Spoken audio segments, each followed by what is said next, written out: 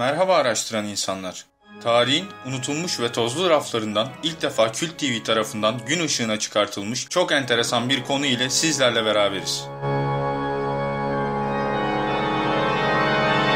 Vampir kültürü Babil'den kalan örneklere dayanır ve yüzyıllar boyunca değişimini inceleyen kapsamlı folklorik tarihsel araştırmalara konu teşkil eder. Kan emme ve öldükten sonra dirilme efsaneleri Orta Çağ'da fazlaca yayılmıştır. Vampir varlığına inanan bilim insanları, vampirlerin kendilerince belirlenen özelliklerini şöyle özetler. Acıyı en az düzeyde hissederler. Vücutlarında, özellikle de yüzlerinde çürüye dayalı hafif çukurluklar ve izler bulunur. Göz renkleri sürekli değişim içindedir ve iki göz asla aynı renkte bulunmaz. Beklenmedik zamanda fark edemeyeceğiniz kadar hızlı ve bir o kadar da güçlü tepkiler verebilirler. Ten ısıları sürekli değişiklik içindedir. Genellikle soğuktur. Gün ışığından etkilenmezler. Ama popüler kültürde tam tersi bir etki yaratılmıştır. Düşünce okuyabilirler. Bu nedenle onlara karşı koymak imkansız gibidir. Zekalarını ve güçlerini asla bir kitlenin anlayacağı bir şekilde dışarıya vurmazlar. Bahsedildiği gibi köpek dişleri kurbanlarının boyun damarlarını ısırmak için ilgi çekici büyüklüktedir. Osmanlı'nın son dönemlerinde de korkunç bir vampir vakası vuku bulmuştur. Büyükada'da yaşanan bu olayın bazı kanıtları günümüzde hala Atina'daki Saray Müzesi'nde sergilenmektedir. Yıl 1805. Osmanlı Devleti'nin başında Sultan 3. Selim Han var. Avrupa'da Napolyon Bonaparte'ın orduları hızla ilerlerken Osmanlı Devleti de Rus Çarlığı desteğindeki İngiltere ile savaş halindedir. Osmanlı ülkesi Müslüman tebaa için ne kadar çekilmez bir haldeyse gayrimüslim tebaa için de o denli güzeldir. Şöyle ki imparatorlukta askere sadece Müslümanlar alınmakta, oluşan piyasa boşluğunda ise ticaret Yahudi, Ermeni ve Rum asıllı Osmanlı vatandaşlarının eline bırakılmaktaydı. 1805 yılının Ağustos'unda Prens takım adalarının en büyüğü olan Büyükada'da zengin bir kuyumcu eşrafının çocuğu olan Yorgo, çocukluk arkadaşı Manolis ile sandalla yüzmek için açılırlar. Sandal durmadan kıyıdaki kayalıklara atlayan Manolis başını kayaya çarpar ve beyin kanaması geçirerek ölür. Aradan bir süre geçtikten sonra Yorgo bir gece yarısı Manolis'i büyük ahşap evlerinin bahçesinde gördüğünü iddia eder. Fakat bu sözü dikkate alınmaz. Bir süre sonra ada sakinleri ahırlarında bulunan hayvanlarını boğazlarını parçalanmış olarak bulmaya başlarlar. Bunun sebebinin vahşi bir hayvan olabileceği düşünülür. Fakat bu tür bir eylemi gerçekleştirecek kadar büyük bir hayvan Büyükada'da yaşamamaktadır. Olayı seyreden birkaç ay içerisinde adada 2 kadın 3 genç ortadan kaybolur. Ada sakinleri arasında kızların İstanbul'da Müslüman sevdikleri olduğu ve onlara sandalla kaçtıkları söylentisi yayılır. Ancak çok geçmeden bunun böyle olmadığı anlaşılır. Ada sakinlerince bugünkü Rum yetimhanesi civarındaki ormanlarda zaman zaman gençler görülür. Bunun üzerine gençleri aramak için 15-20 kişilik bir grup oluşturulur. Ormanlar tarumar edilir. Gençlere ait elbise parçaları, ayakkabılar bulunsa da ölü ya da diri kimseye rastlanamaz. Ardından geçen günlerde adanın nispeten daha tenhalık kısmında oturan yaşlı bir çift boğazları parçalanmış halde bulunur. Bu olay adada büyük bir infial başlatır. Adalılar dönemin önde gelen Ortodoks din adamından bir açıklama yapmasını, bu olayın ne olduğunu ve nasıl durdurulacağını insanlara anlatmasını ister. Görevli vaiz ise konuyu Yunanistan'daki Yüksek Ortodoks Kilisesi'ne danışacağını söyleyerek zaman ister. Vaiz Yunanistan'a gönderdiği mektupta tüm detayları açıkça anlatır. Fakat bu arada aynı şekilde 2 kişinin daha cesedi bulunur adada. Yunanistan'a ulaşan mektup dikkatle incelenir. Konunun bir vampir olayı olduğu düşünülür ve vampirlere karşı nasıl mücadele edilmesi gerektiğini anlatan detaylı bir mektup ve bir vampir kiti gönderilerek vaize cevap verilir.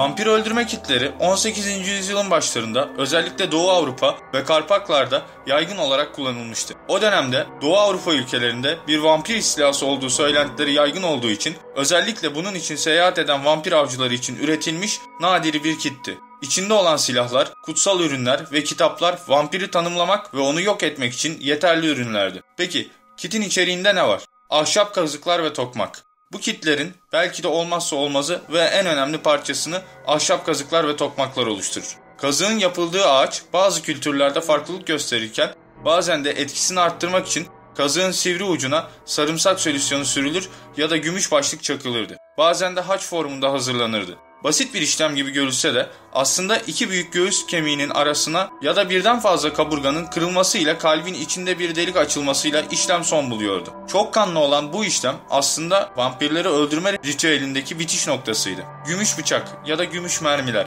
Aynı zamanda kurt adam ritüellerinde de kullanılan bu iki nesne vampirleri yaralamak ve onları güçsüz düşürüp öldürmek için atılan ilk adımdı. Fakat kullanılan gümüşün saf ve katıksız olması gerekliydi. Haç, vampir olduğundan kuşkulanılan kişilere gösterilip tepkilerine göre anlamak ve onları uzak tutmak için kullanılırdı. Fakat çok güçlü vampirler karşısında işe yaramadığı söylenirdi. Kutsal kitap, vampirleri uzak tutup onların içindeki kötü ruhu savmak ve rahatsız edip güçsüz düşürmek için kutsal pasajları okumak için kullanılırdı. Vampir şişeleri. Bu şişelerin içinde vampir avında kullanılan ve onu güçsüz düşürecek bazı tozlar ve kanlar bulunurdu. Bunlar kükürt, kutsal su, sarımsak tozu, vampir kanı, ölü kanı, kurtboğan çiçeği tozu, gümüş tozu ve vampir küldür. Büyük pala ya da hançer. Öldürülen vampirlerin geri dönmelerini engellemek için kafalarını keserken kullanılırdı. Vaiz mektubu ve kiti aldıktan sonra durumu tüm gerçekliğiyle ada halkına anlatmanın onları korkutup adadan kaçıracağını ve adanın tamamen Türklere kalacağını düşünerek mektuptaki bilgileri sadece belli başlı kişilerle paylaşmaya karar verir. Adanın güçlü kuvvetli gençlerinden bir ekip kurulur. Ormanlar yeniden aranıp taranmaya başlar. Günler süren aramalar sonucu yine bir netice alınamaz. Bir süre sonra pazar ayininden evine dönerken kestirme yolu kullanmak isteyen bir adam ormandaki patika yola sapar ve saldırıya uğrar. Saldıran kişi ise Manolis'tir. Orada devriye gezmekte olan Osmanlı zaptiyesi ve yetişen diğer halkın da yardımı ile güçlükle elleri ve ayakları bağlanarak ada karakoluna nezarethaneye konulur. Bu arada Manolis'in hortladığına dair adada söylenceler başlar. Osmanlı Devleti savaş halinde olduğu için adada görevli sadece 2 zaptiye vardır. Onlar da ne yapacaklarına karar veremeyerek durumu İstanbul'daki zaptiye amirine bildirirler. Zaptiye amiri daha önce İstanbul'da ada hakkında bazı dedikodular duymuştur. Fakat resmi kaynaklardan gelen bu rapora hayret eder ve durumu dönemin Şeyhülislam'ı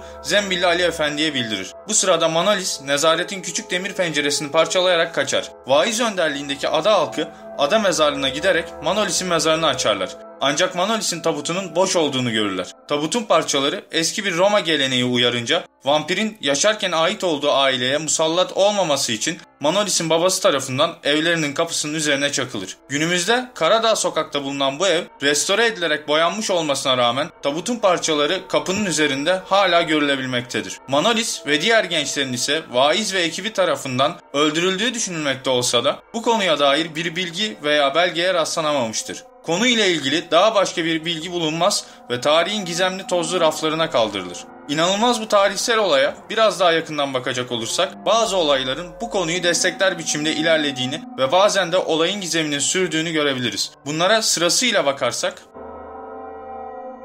Vaiz'in Yunanistan'daki patriğe yazdığı mektup hala Yunanistan Atina'daki daha sonra müze olan sarayında sergilenmektedir. Mektubun orijinali 20 sayfa olup bizim elimizde sadece 2 sayfalık kopyası bulunmaktadır. Manolis'in babası tarafından evlerinin kapısının üzerine çakılan tabut parçasının olduğu ev, Hristos Manastırı'nın olduğu alana çıkan sokaklardan birinde bulunmaktadır. Hristos Manastırı'nın Bizans'taki varlığı Mikail 1. Komnenos dönemine 1158 tarihli bir kaydına dayandırılır. Ayrıca manastır 18. yüzyıl ortalarında detaylı bir restorasyon görür. Bu restorasyonu yapan kişi ise Kont Maurice Bostari olduğu rivayet edilmektedir. Kont Maurice Bostari gerçekten ilginç ve gizemli bir kişiliktir. Avrupa'da çoğunlukla da Macaristan ve Romanya'da kiliseler ve dini yapılar inşa etmiştir. Bu iki ülkede tarihinde pek çok vampir söylencesi ve efsaneleri olması ile bilinir. Kont Maurice Bostari'nin bu olay ile olan ilgisi ise adada kaybolan gençlerin genellikle Rum yetimhanesi civarında görülmesidir. 1898 yılında bu yetimhaneyi yapan şirketin başındaki kişi Kont Maurice Bostari'dir. Bu yetimhane 5 katlı bir otel olarak inşa edilmiş ancak Kont Bostari oteli açmak için izin alamayınca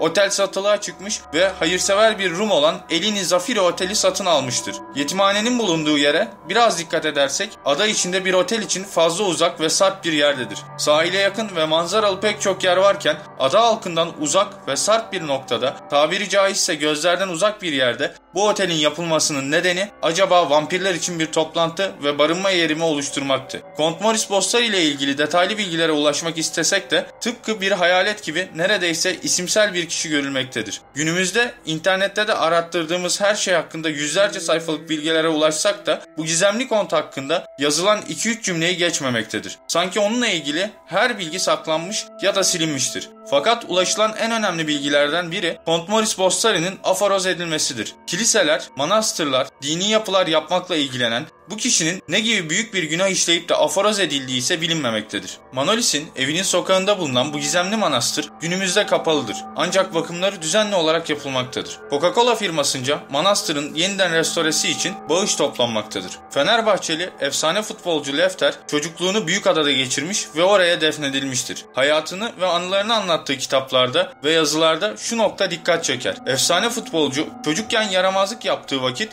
büyükleri tarafından vampirler gelir seni götürür diye korkutulurmuş. Bu noktada ada gibi kapalı sayılabilecek bir ortamda ve toplumda çocukları korkutmak için vampir söylemi nereden çıkmıştır? Genelde çocukları korkutmak için kullanılan ve evrensel sayılan, her toplumda farklı isimle bilinen öce hortlak yerine daha korkutucu oldukları düşünülen vampirler kullanılmıştır. Ve neden bunu sadece adada bulunan kesim kullanmıştır? Çünkü Anakara yani İstanbul'da bu tür bir söylem kullanılmamıştır. Söz edilen mezarlık çoğunlukla kapalı halde durmakta ve çok özel izinler ile defin kabul etmektedir. Vampire ait olduğu söylenen mezarın ise uğursuzluk ve geri dönmesinden korkulduğu için tahrip edildiği, yok olduğu söylenmektedir. İlginç olan ve kayda değer önemli başka bir şey de nedeni tam olarak açıklanamasa da emniyetin istatistiklerine göre İstanbul ilçelerinde en çok kaybolma vakası Büyükada'da yaşanmaktadır. Belki de onlar hala aramızdadır.